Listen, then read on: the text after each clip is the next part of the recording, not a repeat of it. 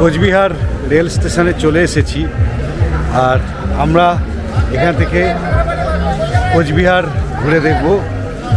আর আমরা এই যে কোচবিহার পর্যন্ত যে এসেছি, কোচবিহার নিউ কোচবিহার জংশন পর্যন্ত আমরা এই যে এসেছি। এর ভিডিও তো এর আগের পর্বেই আপনাদেরকে দেখিয়েছি। যদি না দেখে থাকেন তাহলে অবশ্যই দেখে নেবেন। ডেসক্রিপশানে লিঙ্ক দেওয়া আছে, এছাড়াও আই বোতামেও লিঙ্ক দিয়ে রাখে। এখানে আমরা মূলত এসেছি সৌম্য চ্যাটার্জি দাদার আমন্ত্রণে। আমরা বাড়ি থেকে তো খুব হই হুল্লোড় করছিল, কোথাও একটা যেতে হবে, কিন্তু কোথায় যাব, কোথায় নিয়ে যাব এরকম চিন্তাভাবনা করছিলাম। আর এইরকম সময়তেই সৌম্যদা বললেন যে আমার এখানেতে একবার এসো, ঘুরে যাও। তো তখনই মনে হলো যে না, যাই, ঘুরেই আসি। আর এখন কিন্তু এখানেতে খুব একটা গরম আমি ফিল করছি না, যদিও এখন এখানে 4:45 বাজে, তাও টেম্পারেচার কিন্তু এখানেতে 28 ডিগ্রি দেখাচ্ছে। তো সৌম্যদা এখনই গাড়ি নিয়ে আসছেন, মিনিট 5-এর মধ্যেই চলে আসবেন। আমরা এখানেতে ওয়েট করছি, সঙ্গে থাকুন, দেখতে থাকুন। আপনাদেরকে কোচবিহার ঘুরিয়ে দেখাবো, তারপরে আমরা কোচবিহার ঘুরে চলে যাব জলদাপাড়া।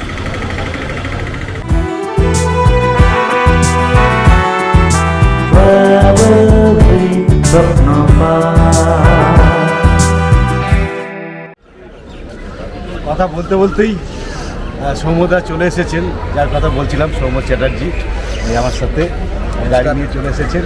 আর গাড়িতে আমাদের লাগেজ তো তোলা হয়েই গেছে, আর দাঁড়িয়ে কথাবার্তা একটু বলছিলাম।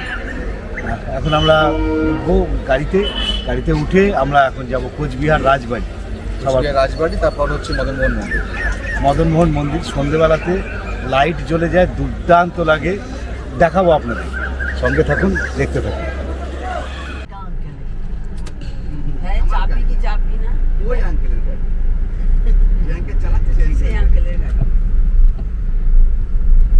আমরা স্টার্ট করে দিয়েছি কোচবিহার। এই প্রথমবার এলাম, আর আপনাদেরকেও প্রথমবার নিয়ে আসলাম কোচবিহার। রাশিকে ঘুম থেকে টেনে তোলা হয়েছে, যার জন্য ওর মেজাজটা একটু বিগড়ে গেছিল। এখন একটু ভালো আছে মনে হচ্ছে।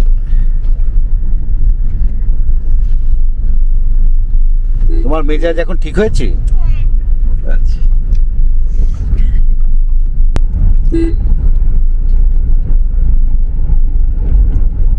স্টেশন থেকে কোচবিহার রাজবাড়ি 2 কিলোমিটারের মতো রাস্তা, খুব বেশি দূরে নয়।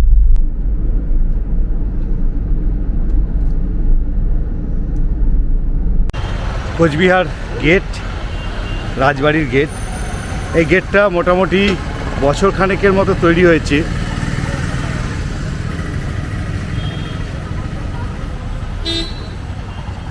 পাঁচটা 10 বাজে, আর আমরা পার্কিংয়ে চলে এসেছি। পায়ে হেঁটে সামান্যই পাশেই দেখতে পাচ্ছি রাজবাড়ি রয়েছে। চলুন আপনাদেরকে নিয়ে রাজবাড়ি যাই। আর সৌম্যদা আমাদের আগে আগে চলেছেন, আমাদেরকে সাথে করে নিয়ে। এখানে প্রচুর পসরা নিয়ে বসেছে, দোকানপাট।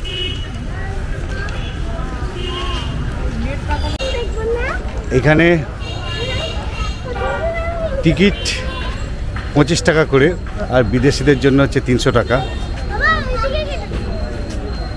আর এই যে সামনেই হচ্ছে রাজবাড়ি।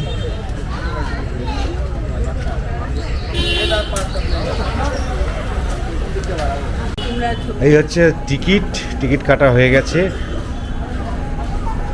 এবার আমরা ভিতরে ঢুকবো। কোচবিহার রাজবাড়ি, পিছনে সূর্য, তাই খুব একটা ভালো বোঝা যাচ্ছে না, শুধু স্ট্রাকচারটাই দেখতে পাচ্ছি। কাছে যাই, দেখি কি হয়। ঘাসের ফুল তুলোর মতো কি সাদা হয়ে রয়েছে, কি সুন্দর লাগছে দেখুন। কোচবিহার রাজবাড়ি, যার অপর নাম ভিক্টর জুবিলি প্যালেস। 1887 সালে মহারাজা নৃপেন্দ্র নারায়ণের রাজত্বকালে ইংল্যান্ডের বাকিংহাম প্যালেসের আদলে এই রাজবাড়িটি তৈরি করা হয়েছিল। এটি ক্লাসিক্যাল ওয়েস্টার্ন শৈলীর দোতলা ভবন। প্রাসাদ নির্মাণের সময় প্রাথমিকভাবে এটি ত্রিতল ছিল। 1897 সালের 12ই জুন কোচবিহারে এক বিধ্বংসী ভূমিকম্পে এর ত্রিতল ভেঙে যায়। প্রাসাদের একতলায় বিলিয়ার্ড রুম, গ্রন্থাগার, অতিথিশালা, ভোজনকক্ষ সহ 24টি কক্ষ আছে। দ্বিতলে 15টি শয়নকক্ষ, 3টি বৈঠকখানা, 4টি তোষাখানা, 11টি স্নানঘর সহ মোট 40টি কক্ষ রয়েছে। দক্ষিণ দিকের ঘরগুলিতে রাজা রানী থাকতেন। দ্বিতলে নাচঘর ছিল বলেও জানা যায়। এখন 6টি ঘর মিউজিয়াম হিসাবে ব্যবহার করা হয়। এই প্রাসাদে এখন আর কেউ থাকেন না। আমরা পৌঁছতে বিকেল 5টা বেজে যায়, তাই মিউজিয়াম বন্ধ হয়ে গেছিল। অগত্যা বাইরে থেকেই রাজবাড়ি দেখে আমাদের বেরিয়ে আসতে হয়েছে। প্রসঙ্গত জানিয়ে রাখি, প্রতি শুক্রবার রাজবাড়ি বন্ধ থাকে।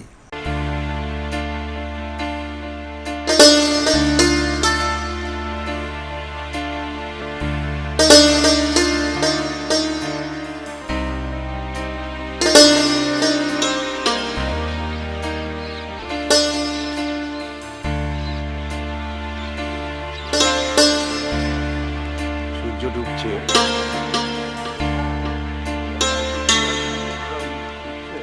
এখানে গাড়ি পার্কিংয়ের জন্য 50 টাকা নেওয়া হচ্ছে। এবার আমরা সাগর দিঘি লেক দেখতে যাব, সাগর দিঘি দেখতে যাব, লেক মানে দিঘি। তো দিনের আলো থাকতে থাকতে ওটাকে দেখে নিতে চাইছি। তারপরে যাব মদনমোহন মন্দিরে, পাশেই সাগর দিঘি লেক।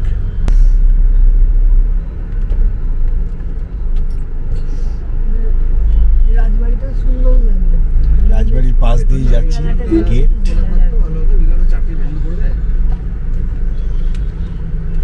সকাল 10টা থেকে বিকেল 5টা পর্যন্ত খোলা থাকে। তারপরে আসলে শুক্রবার বন্ধ থাকে। তারপর আসলে কিন্তু আর ভিতরে ঢুকতে দেওয়া হয় না। মিউজিয়াম 5টার আগেই বন্ধ হয়ে যায়, 4:30টায় সম্ভবত বন্ধ হয়ে যায়। তারপরে শুধু ওই চত্বরে ঘোরাফেরা করা যায়। 6টা রুম নিয়ে মিউজিয়ামটা রয়েছে। এখানে কিন্তু রাজবাড়ির কেউ এখন আর থাকে না। এটা হেরিটেজ বিল্ডিং এখন।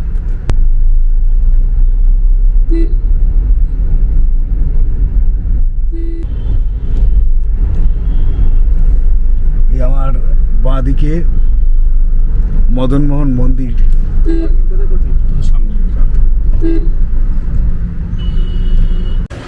মদনমোহন মন্দিরে চলে এসেছি। এখনও যথেষ্ট আলো আছে। চলুন মদনমোহন মন্দিরটায় যাই। সামনের রাস্তাটা কিন্তু বেশ সুন্দর।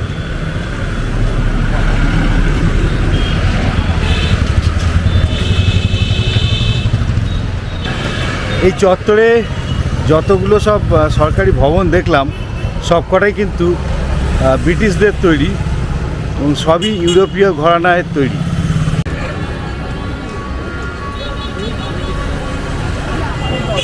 এটাকে কি নিয়ে যাওয়া যাবে?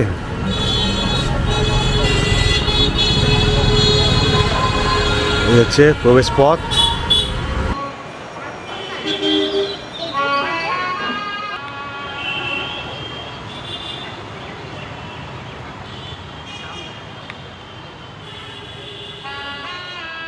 (1885 থেকে 1889 সাল পর্যন্ত মহারাজা নৃপেন্দ্র নারায়ণ দ্বারা নির্মিত এই মদনমোহন মন্দির আজও মানুষের কাছে সমাদৃত। মন্দিরের প্রধান দেবতা হলেন অষ্টধাতু নির্মিত মদনমোহন। রাস পূজা উপলক্ষে কোচবিহারে রাসমেলার পাশাপাশি ঐতিহ্যবাহী রাসযাত্রা উৎসবও অনুষ্ঠিত হয়। এই মদনমোহন মন্দির আজও কোচ রাজাদের বৈভব ও প্রতিপত্তির এক জীবন্ত নিদর্শন। বহু সিনেমা ও টিভি সিরিয়ালের শুটিং হয় এই মন্দির চত্বরে। খুব সুন্দর দেখলাম। মন্দিরের ভিতরে অষ্টধাতুর কৃষ্ণ মূর্তি রয়েছে, আর পাশেই রয়েছে ভবানী মন্দির। সেটাকেও একটু দেখতে যাচ্ছি। ছোট একটু মন্দির, পায়ে পায়ে হেঁটে হেঁটে যাচ্ছি। আর আলো জ্বলে গেছে তো বেশ সুন্দর দেখাচ্ছে। এই হলো ভবানী মন্দির।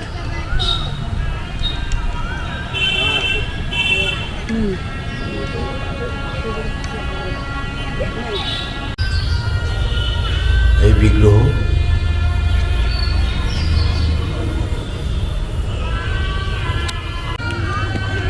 এ হলো প্রবেশদ্বার, এই সোজা চলে আসছে মদনমোহন মন্দির, আর এই হলো ভবানী মন্দির।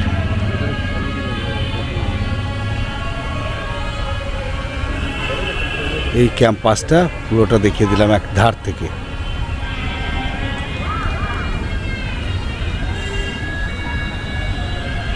জুতো রাখার ব্যবস্থা রয়েছে। মন্দিরের বিপরীতেই রয়েছে মন্দিরের পুকুর।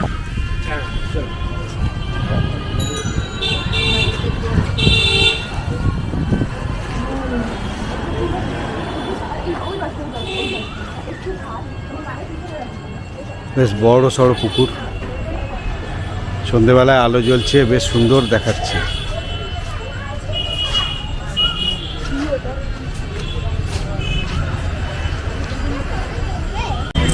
এখানে প্রচুর মাছ এসে জড়ো হয়েছে আলোতে।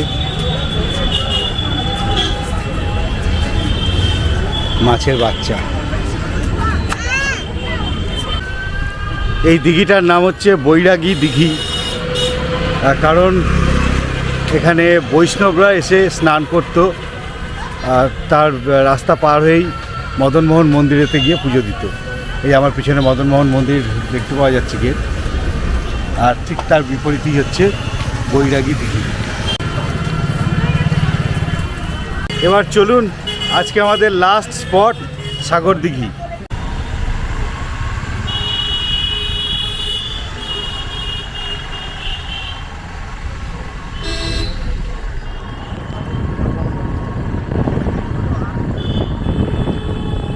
এত পড়বে নাকি না?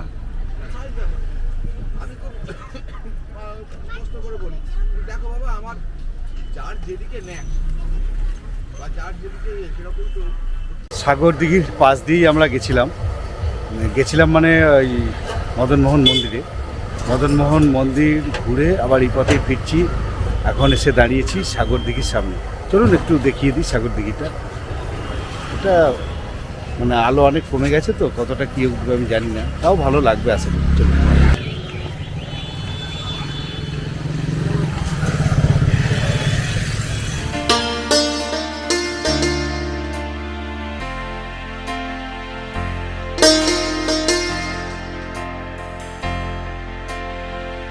কোচবিহারের মহারাজা হরেন্দ্র নারায়ণ 1800 শতকের মাঝামাঝি সময়ে এই হ্রদ খনন করিয়েছিলেন।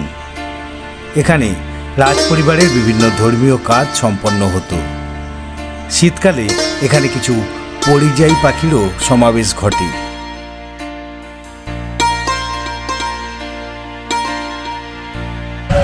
দেখা হয়ে গেল, এবার একটু চা খেতে হবে। আর দেখুন হাঁসেরা রাস্তা পার হচ্ছে।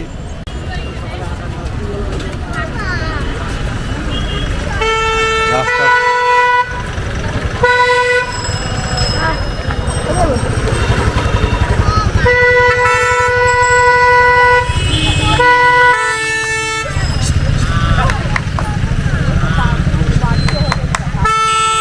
রাস্তায় ট্রাফিক জ্যাম করে ছেড়ে দিয়েছে।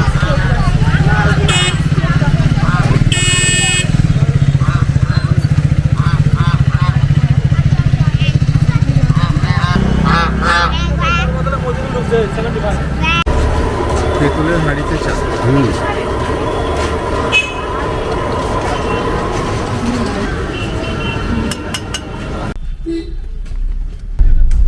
আমরা স্টার্ট করলাম এবার। কোচবিহার ভ্রমণ আমাদের শেষ আজকের মতো। এবার আমরা সোজা চলে যাচ্ছি জলদাপাড়া সিসামারায়, তো জঙ্গল ভিউ হোমস্টেতে। তো ওখানে গিয়ে তো হোমস্টেটা দেখাবো। চলুন সেখানেতে যাই, আজকে আপনাদেরকে হোমস্টেটাও দেখিয়ে দিই, দিয়ে তারপরে আজকের মতো ভিডিও শেষ করব।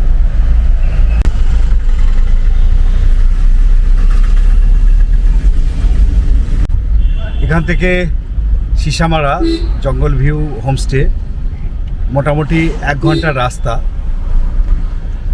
এবং রাস্তা বোধহয় জঙ্গলের মধ্যে দিয়েই নাকি? হ্যাঁ, জঙ্গলের মধ্যে দিয়েই রাস্তা বললেন।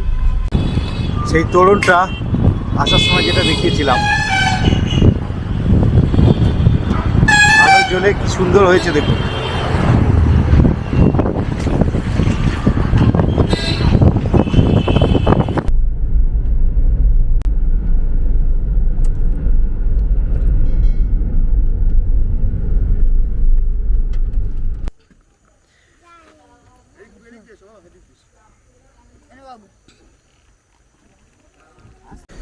রিসর্টে চলে এসেছি, আর রিসর্টে এসেই রিসর্টটা বাইরে থেকে খুবই সুন্দর লাগছিল, নদীর ধারে, সকালবেলায় দেখাবো। আর রূপরাশি দারুণ একটা জায়গা পেয়ে গেছে, সেখানে বসে পড়েছে। এই যে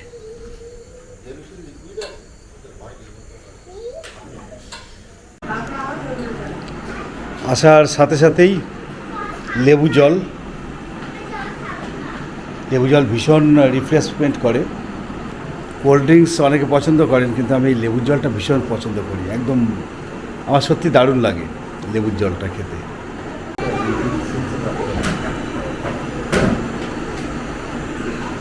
ঠান্ডা ঠান্ডা, সারাদিন ট্রেন জার্নি করে, রাস্তায় ঘোরাঘুরি করে, রিসর্টে এসেই এক গ্লাস লেবুর জল পুরো ফ্রেশ করে দিচ্ছে।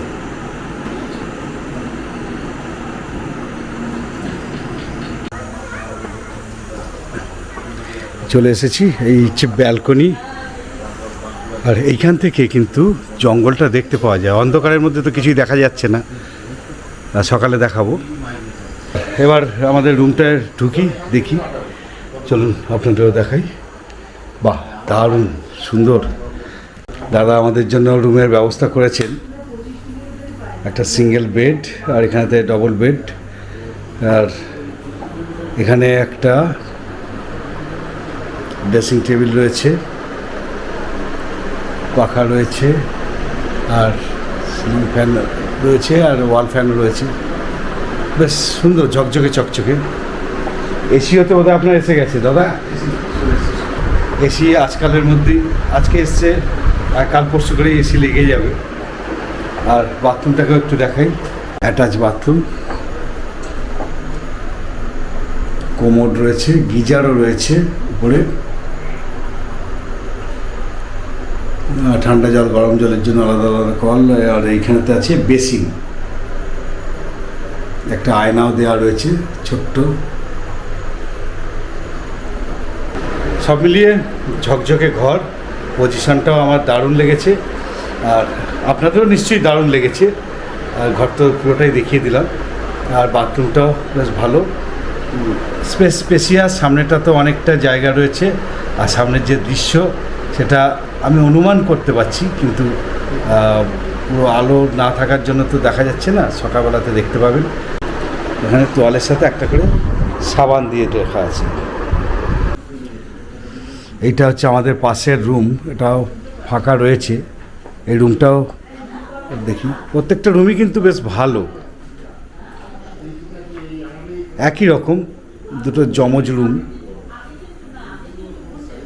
এটা টেবিল রয়েছে, বসার জন্য চেয়ারও দেওয়া রয়েছে দেখতে পাচ্ছি, ফ্যান রয়েছে এদিকেও, সেই একই রকম সিস্টেম। আর এই হচ্ছে বাথরুম, এখানেতে আয়না রয়েছে, বেসিন রয়েছে, কল রয়েছে, গিজার, আর এদিকে আছে কোমোড। সারাদিনের পরিশ্রমে বেশ ক্লান্ত, তাই ফ্রেশ হয়ে রাতের খাবার খেতে বসে গেলাম। সৌম্যদা নিজে দাঁড়িয়ে থেকে আমাদেরকে খাওয়ালেন, তাদের আতিথেয়তার সত্যি কোনো তুলনা হয় না। দাদা একটা নতুন খাবার সংযোজন করলেন, এগ চিলি। সৌম্যদা নিজস্ব রেসিপি বানিয়েছে, সত্যি দারুণ লাগছে খেতে। চিকেন ফেলে রেখে আমি ওই এগ চিলি দিয়ে খাচ্ছি। কত রকমের রান্না করেছি, একটা তো চিকেন রয়েছে, এগ চিলি দিল, ওদিকে হচ্ছে কাঁচকলার কোপ্তা। এটা রাতের খাওয়া বলে নাকি এটা লাঞ্চ হয়ে যাওয়ার সময়? তো ভিডিওটা কেমন লাগলো অবশ্যই জানাবেন কমেন্ট করে। আর যদি চ্যানেলটা সাবস্ক্রাইব না করা থাকে তাহলে চ্যানেলটা সাবস্ক্রাইব করে রাখুন। তার কারণ এই চ্যানেলে আমি এইরকমই ভ্রমণমূলক ভিডিও দিয়ে থাকি আর টুয়ার্স ভ্রমণ করাবো। আগামীকাল আমরা যাব ভুটানে, ফুনসিলিং, একদিনে ঘুরে আসবো ভুটান, সেটাও দেখাবো এর পরবর্তী পর্বে। তো যাই হোক, আপনারা সঙ্গে থাকুন, দেখতে থাকুন, ভালো থাকুন। ধন্যবাদ। এই পর্ব আপনাদের কেমন লাগলো জানাবেন। ভালো লাগলে অবশ্যই একটা লাইক দেবেন। চ্যানেলটা যদি আপনার সাবস্ক্রাইব না করা থাকে তাহলে এমন ভ্রমণমূলক আরও ভিডিও দেখার জন্য চ্যানেলটা এখনই সাবস্ক্রাইব করে রাখুন। একটা ট্র্যাভেল ভিডিও নির্মাণের জন্য প্রচুর অর্থের পাশাপাশি অনেকটা মোটিভেশনেরও প্রয়োজন হয়। আপনারা যেভাবে উৎসাহ দিয়ে চলেছেন তার জন্য আন্তরিক কৃতজ্ঞতা জানাই। এছাড়াও আপনারা জয়েন বোতাম ও থ্যাঙ্কস বোতামের মাধ্যমে আমাদের পাশে দাঁড়াতে পারেন। আপনারা ভিডিওগুলি দেখতে থাকুন, সঙ্গে থাকুন, এই আবেদন রইল। ভালো থাকবেন। ধন্যবাদ।